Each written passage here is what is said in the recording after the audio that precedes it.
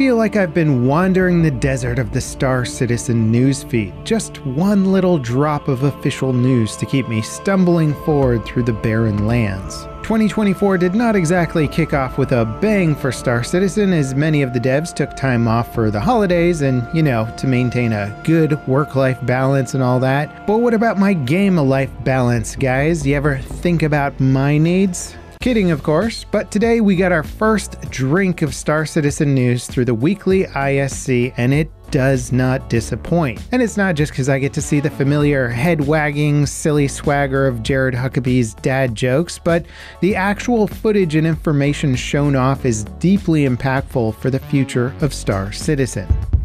Now firstly, we got a very nice in-depth look at the new EVA system coming to Star Citizen in the near-ish future. This was first teased during the 2022 CitizenCon, and well, it seems like it's still coming along.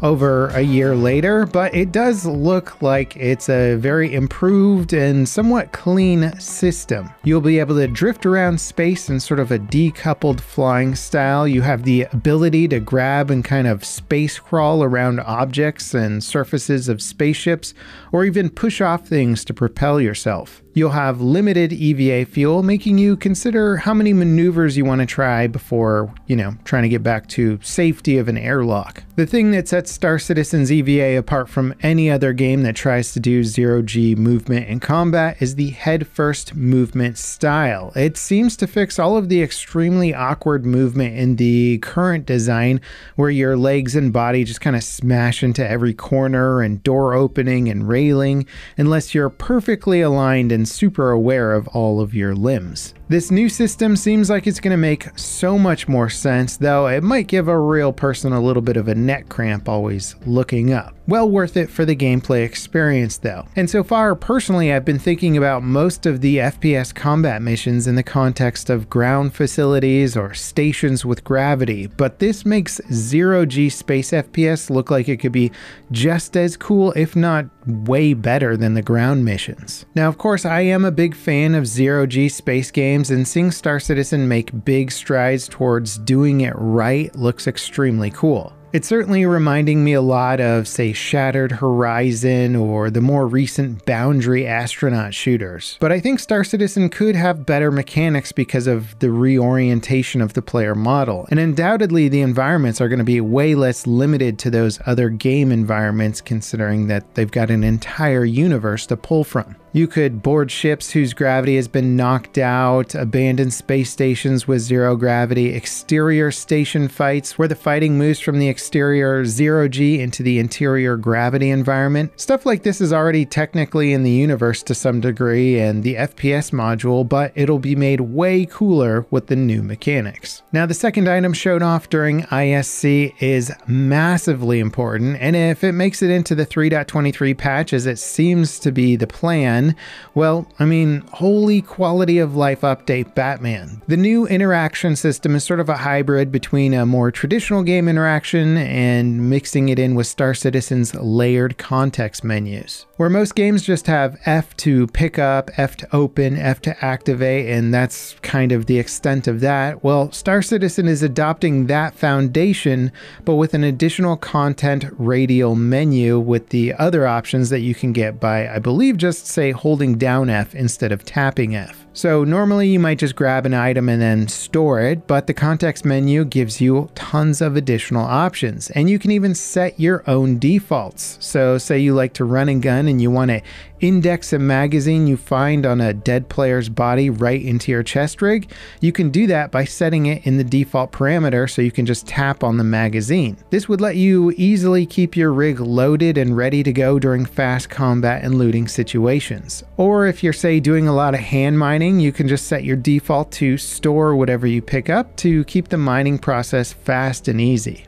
It seems like an excellent quality of life update and possibly really the best hybrid of the quick classic interaction systems of most games, with the added depth that Star Citizen needs to function as a everything simulator. Now, as for the behind-the-scenes activity, Star Citizen has been testing their replication layer in many closed and open tests, this time not so much NDA'd. They tested server crash recovery at scale, and it seems to be working. However, it can break some stuff like abandoning missions that you're currently on, or breaking certain menus and UI if you're, say, looting while a crash occurs. So certainly there's some problems and bugs with it, but nothing that seems insurmountable. Just systems that need to be updated to work with crash recovery. And again, this is a major step toward creating a safely persistent environment. I mean, we kind of have to face it, servers are bound to crash at some point, and there really isn't much that we can do about it other than just trying to optimize and troubleshoot them. But if you have a foolproof system for crash recovery,